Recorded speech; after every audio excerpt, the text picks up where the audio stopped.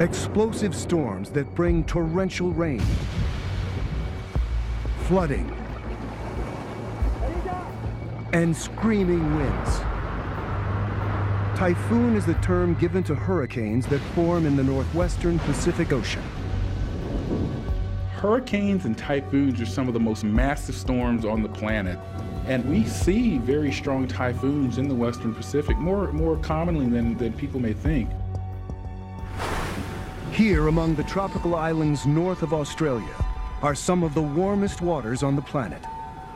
Fertile breeding ground for monster storms. By late October 2013, this region has already produced 14 typhoons. And now, unlucky number 15 begins to form. A killer whose name will soon become synonymous with devastation and heartbreaking loss. Haiyan.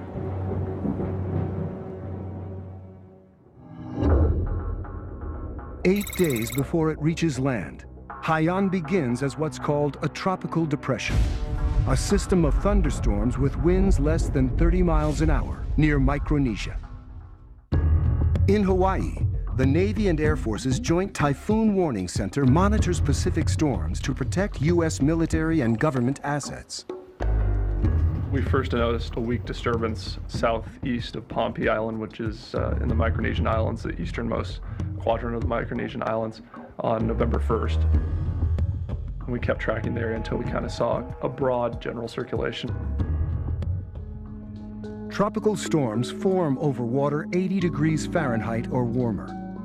The heat drives evaporation, and as the rising vapor cools, it forms clouds, releasing energy as wind and rain. The warmer the water, the more energy available to power the storm. We knew we had a pretty rich set of ingredients because we had a warm ocean temperatures underneath it. It was pretty good circulation that had built up. So now this one's going to get pretty big. Over the next 24 hours, the storm system continues to grow in size and strength. The rotation of the Earth causes the strengthening system to spin, counterclockwise in the northern hemisphere. When wind speeds top 25 knots, about 30 miles per hour, the center issues its first alert. Our first warning went out on November 3rd at 1 a.m. Eastern Standard Time. At that point, our model fields extended out to 5 days, but 5 days out, there's a lot of uncertainty. Very early on, the computers predicted that Haiyan would continue tracking over a layer of unusually thick warm water, 86 degrees to a depth of 300 feet. More than enough fuel to fan the flames of a strong storm. But just how strong, no one could yet know. In the forecasting community, intensity is the difficult thing to forecast. We knew it was going to be a strong storm. We didn't know exactly how strong, but we knew it was going to be a big one. On November 4th, 36 hours after the first warning, Haiyan becomes a typhoon. Now with sustained wind speeds of more than 65 knots, about 75 miles an hour. And it is growing stronger with alarming speed. At that point, it was just south of Guam. Within the next 24 hours after that, it intensified 65 knots, so it doubled in intensity. And at that point, we were tracking it at 130 knots. 130 knots is considered a super typhoon. A super typhoon. With sustained wind speeds above 150 miles an hour. As destructive as the most notorious killer hurricanes. Like Katrina, that hit New Orleans in 2005.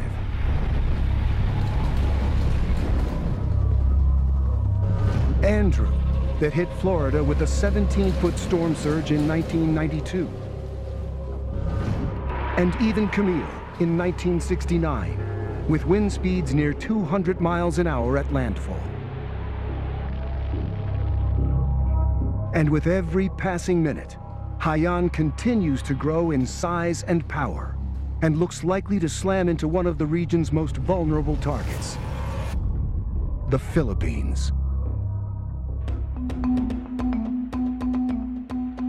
More than 7,000 islands, 120,000 square miles of land, about the size of Italy, but with nearly double the number of people, and a population density 10 times that of the US. It's considered a newly industrialized country with a growing economy. But millions of people still live precariously, while also facing a multitude of natural threats. The Philippines is subject to a variety of different natural hazards, including volcanoes, typhoons, earthquakes, flooding, landslides.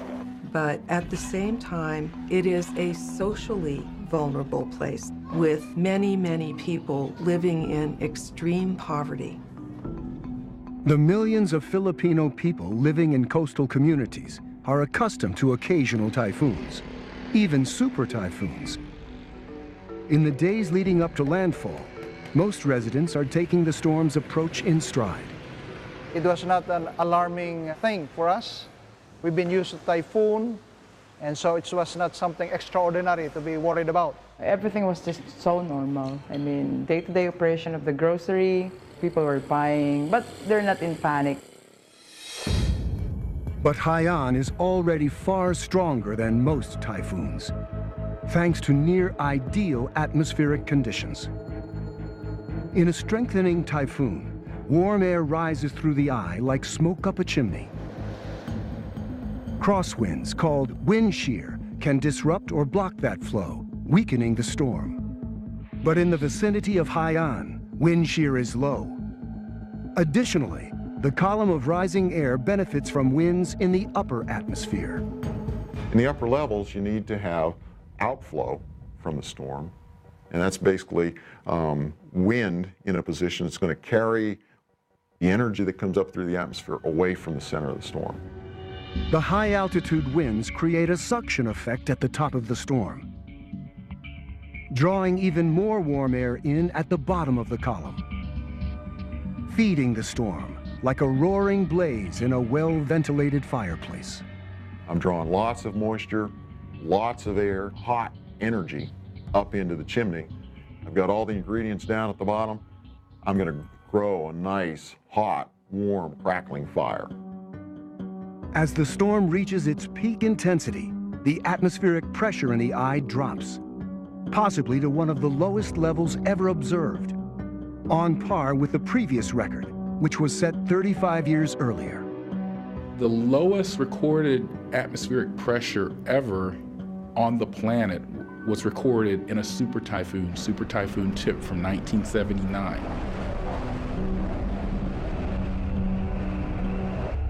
Early on with Typhoon Haiyan, many of us suspected that it could rival Tip in terms of its strength, just based on the structure and the intensity that we saw from various satellite data sets. Low pressure is an indication of how rapidly air is moving up through the eye. Looking down at the top of the storm, satellite images also reveal that there is heavy outflow at high altitude. Not one, but two streams of warm air. We were able to identify what we call dual channel outflow. That means you have an enhanced outflow situation, which just allows that system to breathe better, it vents better, allows it to grow and intensify even more. And there was yet another sign of the storm's incredible power. In the Western Pacific, we use a technique. It's called the Dvorak method. And it's where you actually look at the cloud structure, the banding of a particular typhoon, and you create a Dvorak number. Dvorak numbers indicate wind speed. The highest number on the scale is 8, reserved for the most powerful storms on record. On November 7th at 7 a.m., our sat analyst looked back at me and she said, "Sir, we're at 8080. And 8080 in the Dvorak scale corresponds to 170 knots. 170 knots, 195 miles an hour. This is a visible satellite image of the storm at its strongest point, and you can look right down in the eye and see the ocean waters below. The strongest winds, this is a daytime image, are right around the eye wall. This storm is reaching its peak strength at this time. This is just an incredibly powerful storm. On the afternoon of November 7th, the Philippine Weather Service upgrades their typhoon warning to Storm Signal 4, the highest possible. But for those on the ground in harm's way, there is still little tangible sign of what is about to hit. There was only a few rains, and even when we were already signal number 4, very fine weather. So I was so surprised. I was even telling myself and my kids that it's okay to have signal number 4. Finally, those living along the coast begin to take note. But preparations are far from adequate. We started to pack our things. We buy plastics, cellophanes, big cellophane, plastic cellophanes, and then we put the books, our TV, we cover it with cellophane. Haiyan is now almost 300 miles across. Forecasters around the world are watching intently, looking hopefully for some sign that it might weaken. As Haiyan approached land and the forecasters got better data from satellites, it became very clear that this is a storm of unusual intensity. We were looking at a potentially catastrophic storm.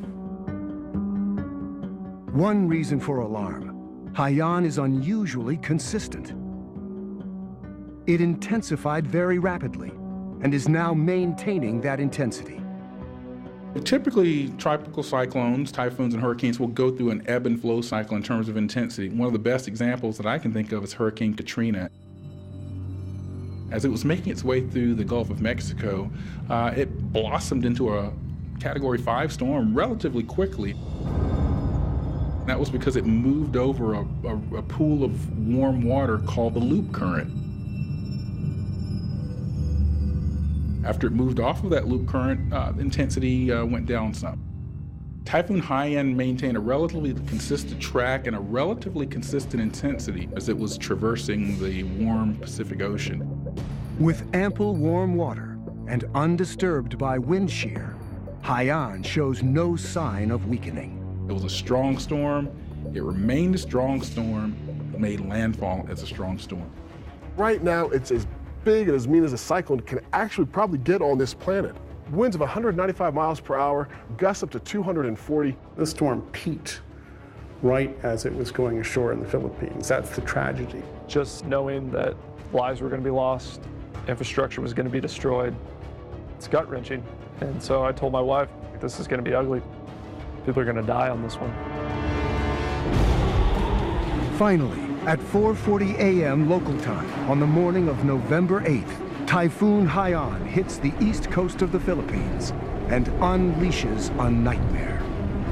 Most homes and buildings simply cannot withstand such intense 200-mile-an-hour winds.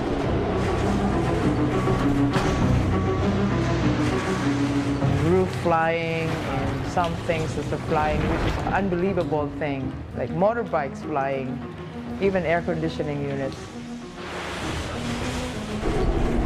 Our house was already shaking as if the wind is going to uproot the house. Residents take shelter in a local church. I saw the windows already gone and wind coming inside with a mist of water, and it's all white. It's all white, circling. Woo! The wind speeds themselves were as if you had a moderate to strong tornado coming through. Tornadoes pass over in a minute or two. These winds were blowing for an hour or two in some locations. The wind shreds countless homes. The roof was blown away. I was so scared, praying to the heavens, saying, "Please stop this rain."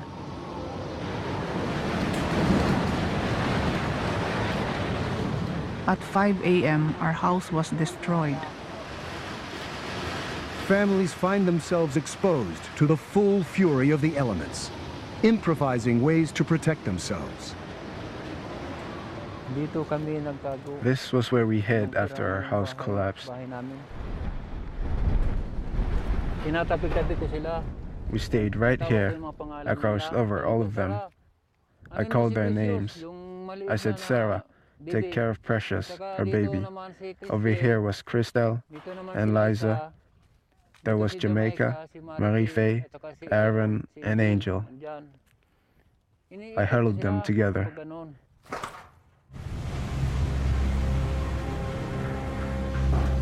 This actually went off the scale. It was a monster storm. A textbook example of a classically strong super typhoon. This was a terrifying storm. The city of Tacloban on Leyte Island, home to 200,000, takes the full force of the storm. Almost immediately, the local hospital is threatened. The medical staff scrambles to move patients away from windows and exterior walls. We instructed our patients to get out of their rooms and to slowly to be on the basement where we think at that time was safe for us. We place our patients here only with their IV, with their intravenous fluids. So here they pile up here. Normally, seeking shelter on a low floor offers protection from the wind and rain. But now, there's a new and far deadlier threat: storm surge. Storm surge is one of the most hazardous aspects of any typhoon or hurricane. This storm was so intense and had been developed for so long across the ocean that it had an incredible amount of water behind it. As this was coming on shore, the storm surge was as high as 20 feet. A storm surge begins when wind pushes water across the surface of the ocean. That displacement pulls more water upward from below. If the storm maintains its strength, the continuing churn sets up a vertical circulation, an underwater wave. The warmer the water, the larger the storm, the faster the winds, the bigger the wave. As it approaches land and the water becomes shallower, the wave bulges upward, causing sea level to rise.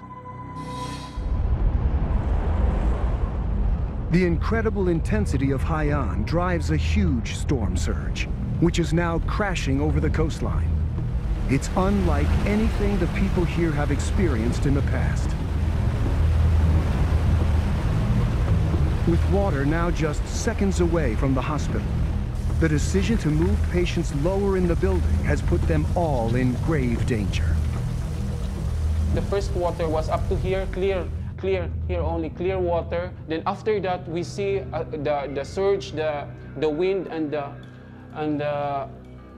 the flood, which was up to here, that was thick as the color was black, blackish water was coming.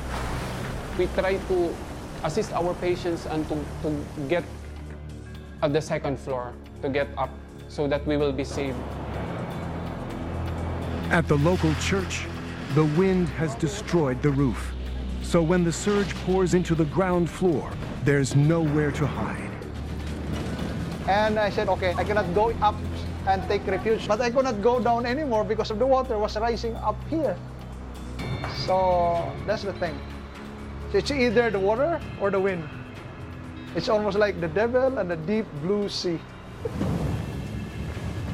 Almost every typhoon brings some flooding, but this typhoon is something else entirely. In minutes, the storm surge ravages the coastline, sweeping away weak buildings, bringing floodwaters 20 feet deep. One reason for the extreme height of the surge is Tacloban's location. The city happens to sit inside a relatively shallow, protected bay. As the surge approaches, the shallow offshore terrain pushes the water up. And at the same time, the narrow confines of the bay squeeze the water, causing it to rise even further. a storm surge event, strong onshore winds can really funnel water into these bays. So it's a little bit counterintuitive. These areas that tend to be the safest for cities or for marinas in a storm surge event often are the most dangerous. The height of the surge brings horrendous flooding and destruction. But there's another reason that the surge is so deadly. The exceptional thing about this storm surge with Super Typhoon Haiyan was the speed at which it came into some of these areas, like around the city of Tacloban. Storm surges generally kind of come in increments, a foot or two, meter at a time. One recent example of a gradual surge, Hurricane Sandy. The powerful storm took 24 hours to push up to 14 feet of water onto New York and New Jersey. But Haiyan's 20-foot storm surge arrives in just minutes. Video from this storm shows that the 20-foot storm surge came almost instantaneously, like a tsunami. And so the devastation underneath this storm is unlike anything else we've seen underneath the tropical system on this planet before. For those near the coast, there is no escape. And for those whose houses have been destroyed, the rushing water is deadly. Then the water came in. I told them, get up, water. And just like that, the water rose to my chest. It was not a normal flood from rainwater, but a wave coming in from the shore. It was so sudden. It was at my ankles, then suddenly up to my chest, and the next wave brought the water up to my neck until I was completely submerged. My child held onto my shoulder to keep me near.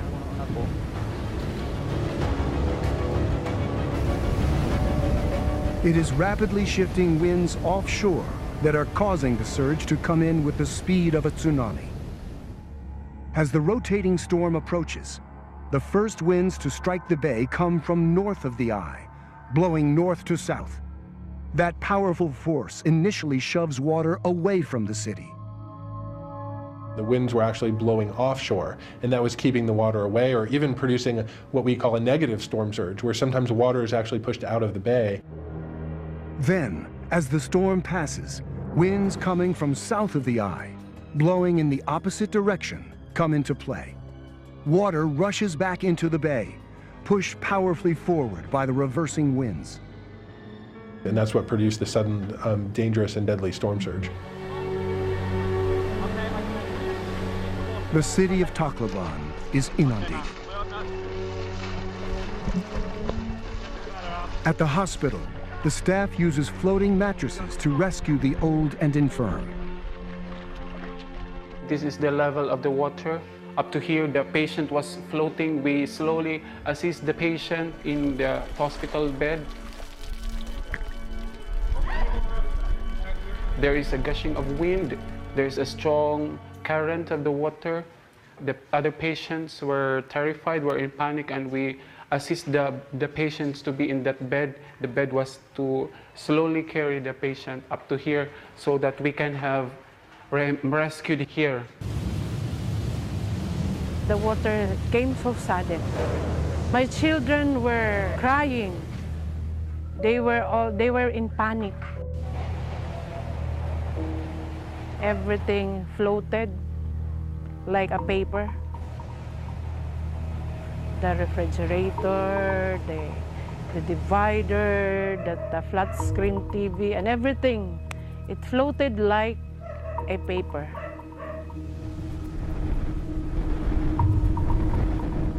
They had steeled themselves for high winds and torrential rain. But there was no way they could have foreseen this huge wave of fast-moving water, so unlike anything anyone living here had ever experienced. We never consider the storm surge and the destruction that it will bring us. It was a combination of the incredibly strong winds and the massive storm surge.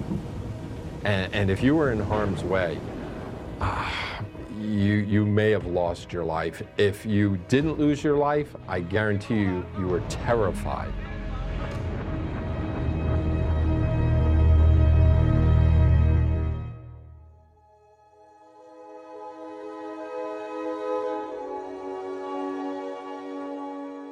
20 hours after Haiyan makes landfall, great swaths of the 7,000-plus islands that make up the Philippine archipelago are devastated.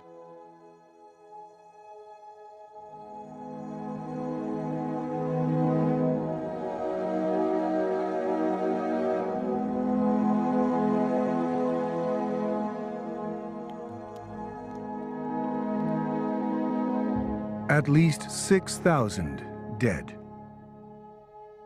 1,800 missing. An estimated 4 million people homeless.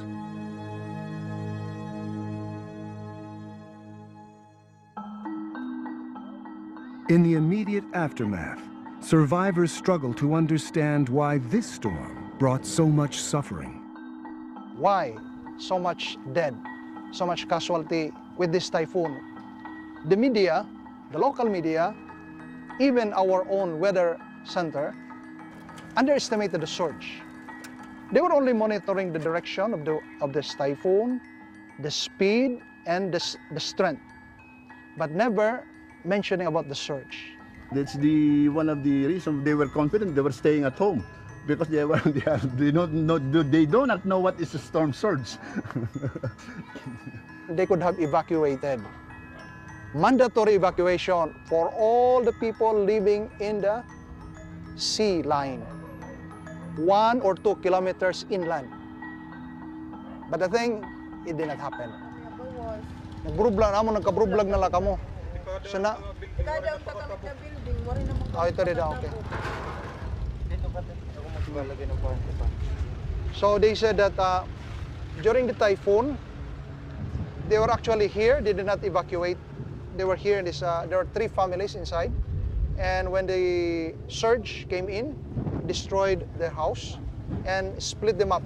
And in the process, they lost a lot of their family members. The mother? The mother, my 3 children, and the 2 children of my sister. The Philippine Weather Service did predict a large storm surge, but no one expected that it would come so quickly into places like Tacloban. Part of the challenge is in the difficulty of predicting just how intense a typhoon will be at the moment when it reaches land. That becomes a little bit difficult because you have a lot of complex things happening. How will these different ingredients, like the track of the storm, the wind speed, how will all of these things really affect the water height? We really have a long way to go with storm surge modeling. We've come a long way, but we have a long way to go. Surge models depend not only on the coastal geography, but also on wind speed and direction at landfall. In a powerful typhoon, those variables can change rapidly, making the kind of precise prediction that might have saved Tacloban extremely difficult, if not impossible. Tacloban, which was devastated from Typhoon Haiyan, if you shift that track a little bit, in the next storm, they might not get a storm surge at all. Even without the surge, such a sustained bombardment was bound to bring death and destruction. But there were also signs that life is very resilient. Across the islands, many new babies weren't willing to wait for the storm to pass. My husband shouted out, "The baby's here, it's born." We were just thankful that we survived. In the immediate aftermath of Haiyan, many survivors have no water, food, or shelter. Some places are so remote that essential help is slow to arrive. When some airports open a day later, aid begins to arrive for the victims of Typhoon Haiyan. Cargo planes ferry high-energy biscuits, rice, water, and other supplies from the U.S. Hey, what? That staff's on right there? Tell them we need as many people as we can to offload the C-130. We're gonna get some Marines as well. The American military deploys a strike group from Hong Kong and Japan. 9 ships, 23 helicopters, and 7,000 personnel to distribute 300 tons of aid to storm-ravaged islands. So this is a helicopter landing. It's one of the helicopters from the strike group, and we're getting ready to load up more people and supplies. We are bringing food, water, supplies, shelter, and medicine to everyone that we can get supplies to. And right off the bat, we're trying to get to the most urgent need, typically people that are isolated on smaller islands that can only be accessed by boats or by helicopter. In the first few days, military experience proves invaluable. It's quite busy, but it's actually something that the military is very good at.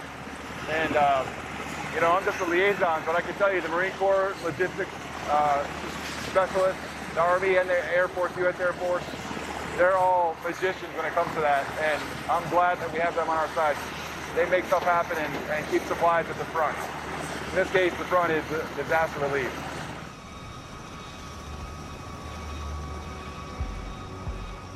In the immediate phase after a storm like this, we're trying to do two things. We're trying to rescue people who are in life-threatening situations, and we're trying to provide them care to save their lives. And then the second phase is to keep people safe and alive who survived the initial impact, because after about 72 hours, after about 3 days, people who survived but now need things like clean water, antibiotics, shelter, and didn't get it are not surviving. The military response is critical. Equipped to move quickly and able to reach inaccessible places, they are the first to arrive. But after a few days, the job falls to non-governmental agencies and other specialists who are already laying the groundwork for a longer-term effort. So far, this has been very effective from what I've seen. It's been one of the most effective responses I've ever seen, actually. Had some real struggles getting aid in to start with logistical challenges. The airport was destroyed, the command center was destroyed, no electricity, the roads were clogged with debris, with dead bodies. So huge logistical challenges. But now that that's up and running, now that we've got a way in, yeah, we can just see the aid effort kind of multiplying over the coming days.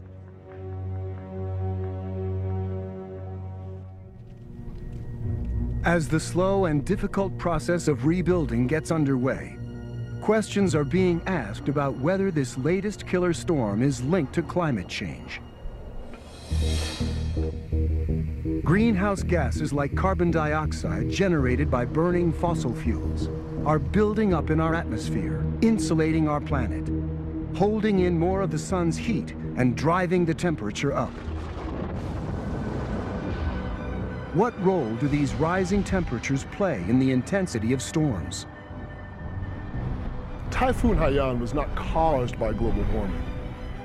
Global warming or a warmer environment could have exacerbated Typhoon Haiyan. Typhoon Haiyan was going to happen because it had the energy and it had the atmospheric conditions ready for it to develop. Some scientists feel that it may not have a consequence in terms of the frequency of these storms, but it may have a big consequence in terms of the intensity of these storms.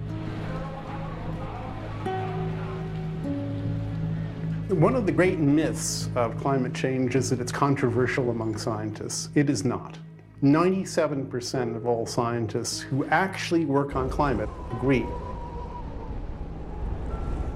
The only sensible approach is to regard this as a problem of risk. There will never be certainty.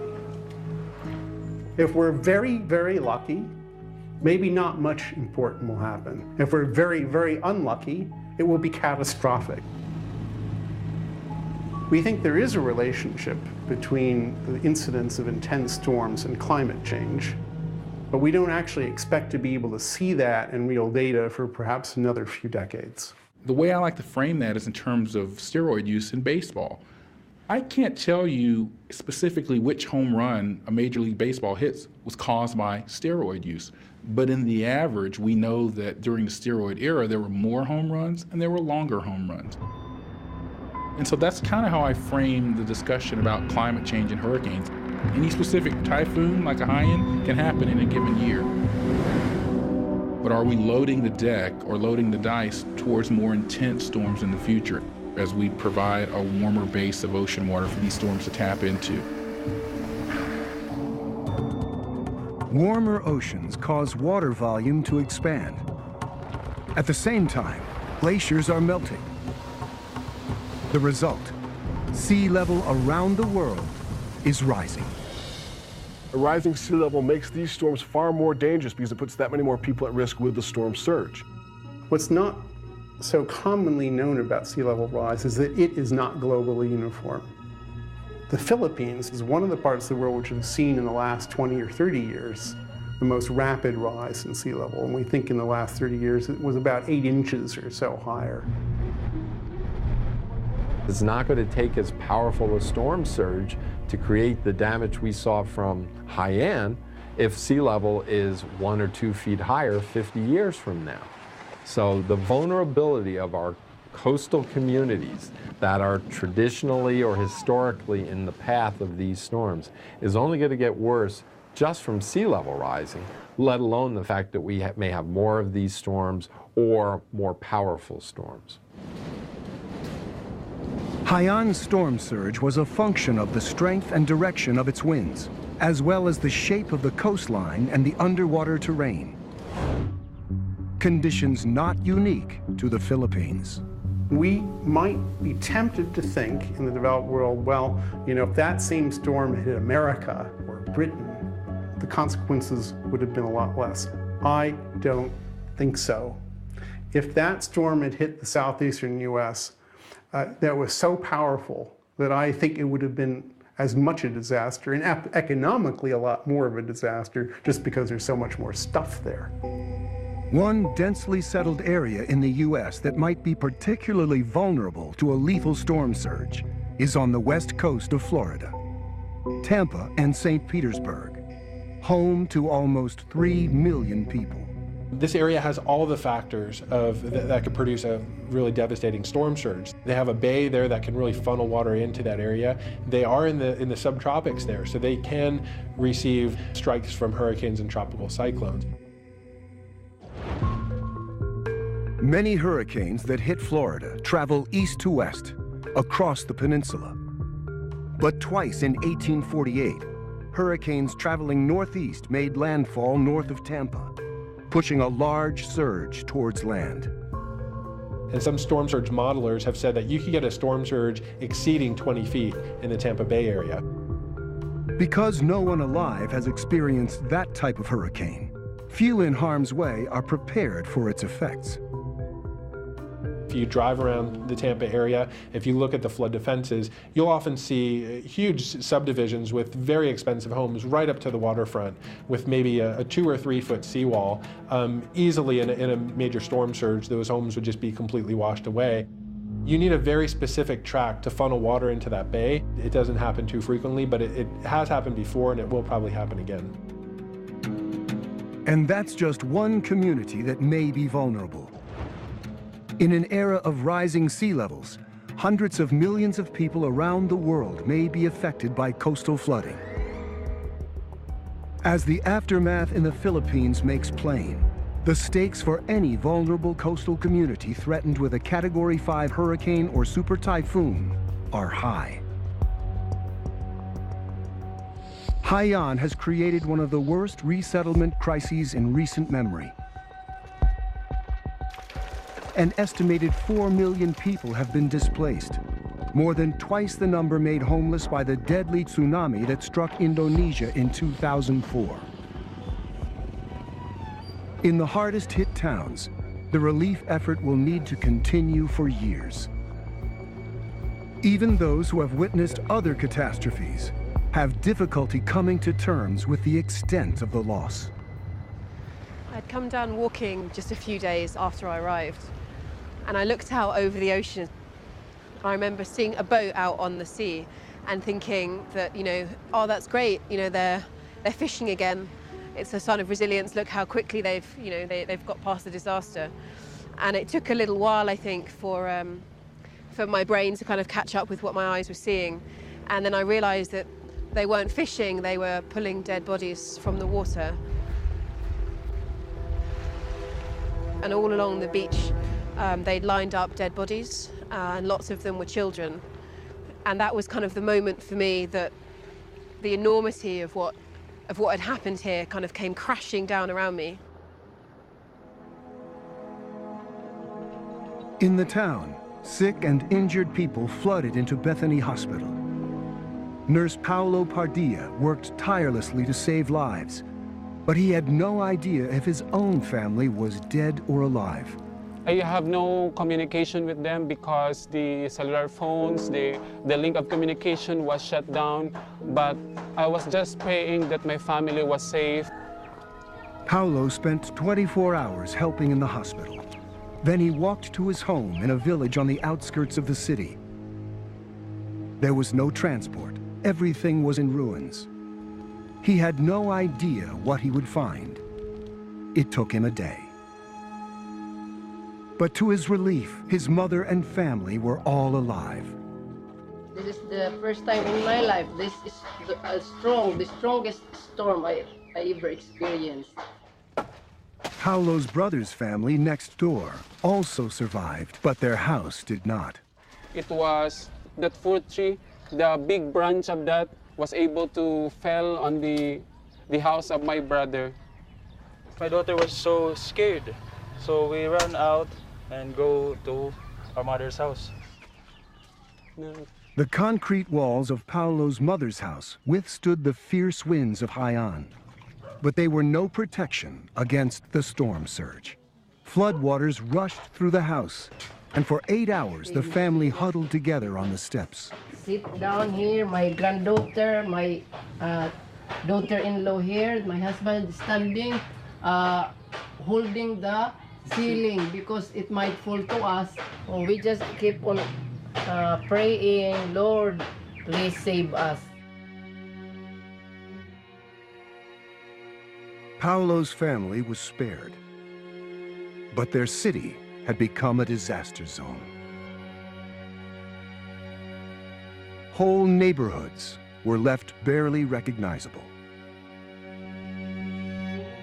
You cannot see many of the houses there because it's covered with foliage like trees and leaves. But now you could see even that mountain at the end. Now it's all gone. In many developing countries, there is no choice. If you want to support your family and yourself, you have to live near the coast. You are forced to remain in place even in these high hazard zones. Many survivors are haunted by memories of what they endured during the storm. With his home blown away, Carlito Arias found himself desperately holding on to his children as the sea surge came rushing in. My child held on to me, but the next wave took me far away from them.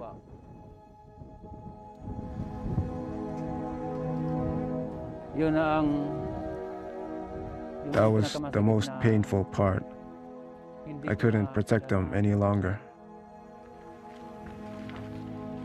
Once the storm had passed, Carlito searched for the children and relatives he had tried to protect. One by one, he found their bodies. He was then left with the task of burying his dead. I told the family the news, that we didn't have a choice but to bury them ourselves. So we wrapped them well in hand-woven mats. The burial was swift.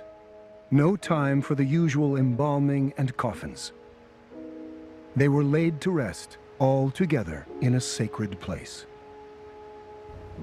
I want to cement it well, to show I haven't forgotten and still love them.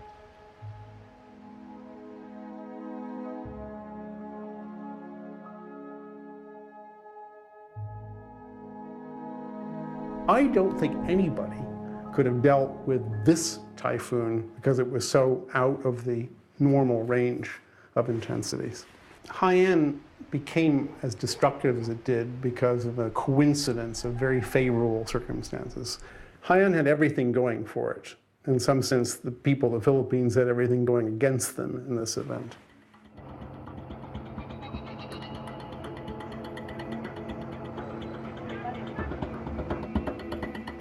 Among the millions of people left without a roof over their heads are Georgina Bulasa and her husband. That is my husband, building a house, a very simple one. He's just using whatever is usable now. Besides, we do not have the money to buy materials, and there is no store that is open. So me and my husband is hoping that in due time we will be able to start anew again.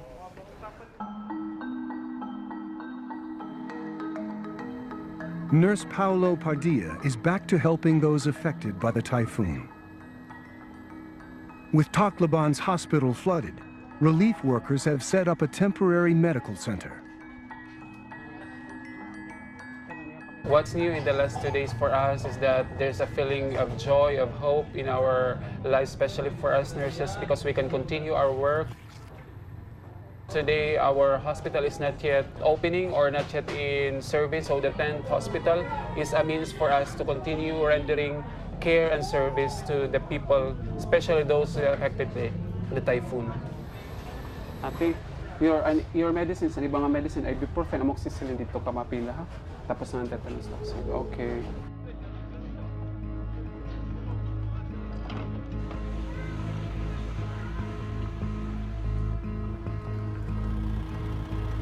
The Philippine government estimates the cost of reconstruction at around $8 billion.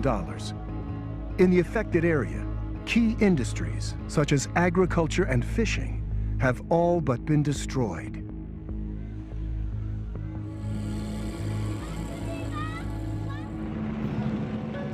For the people on the ground, it would be easy to be overwhelmed. But the job now is to rebuild. We have no plan to go elsewhere, but to stay here and rebuild whatever we can, because this is our home. No place like sweet home.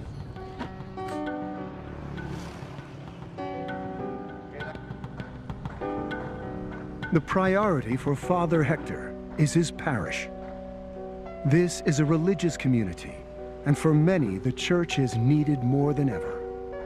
We always have that strong spirit to rebuild in our own little way, in our own simple way. We don't have a roof on our head, but the thing is, they would do their best to celebrate that Mass. And I believe they would be coming in to be grateful to God for their lives.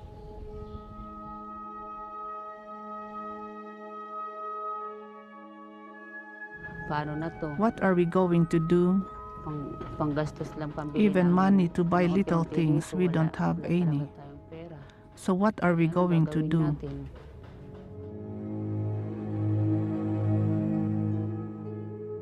We're hoping, that big hope, that slowly we are going to make it back to normal again.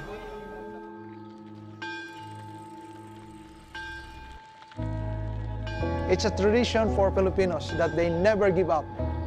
In spite of all these disasters, in spite of all the tragedies, they won't give up. We lost a lot of lives, and that's a fact that we have to accept and to live with. It will take some time. It's part of our culture that in spite of all the pain, the sufferings that we have endured, they're still smiling.